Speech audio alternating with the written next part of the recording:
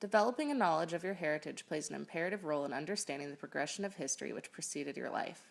This information is the backbone of what past events have augmented your idiosyncratic culture. While there are still many gaps to be filled in human prehistory, the vast amount of information pertaining to the origins of many culture groups has come from the excavation and studying of artifacts and remains found at archaeological sites around the globe.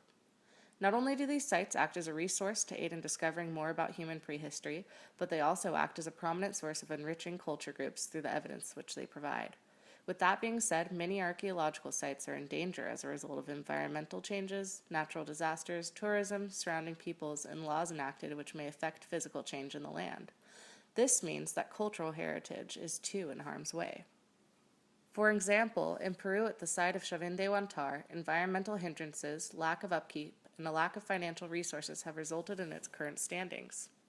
The land, which once acted as the religious center, political pavilion, and social hub of the Chavin for approximately 1,000 years, has suffered intense structural damage. Another great example is a site found in the Laconia region of what was once ancient Greece. Once home to a grand palace and more modernly home to a church, Agios Vasileios has aided in the understanding of the Mycenaean group and has helped to further unfold the history of ancient Greece. This site is at risk primarily due to environmental threats. While the site has survived a fire and collapsed land, it now has many fragile features due to resulting deterioration. I'd like to reiterate that when archaeological sites such as the two I discussed are at risk, so is the cultural heritage of the groups and individuals to which they belong.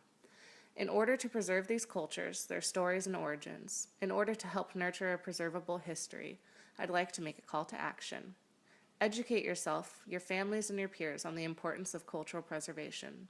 When voting, pay attention to the policies politicians have regarding the environment and the privatization and ownership of land. Take any steps you can to help preserve the natural environment, and in turn, aid future archaeologists in uncovering your own past.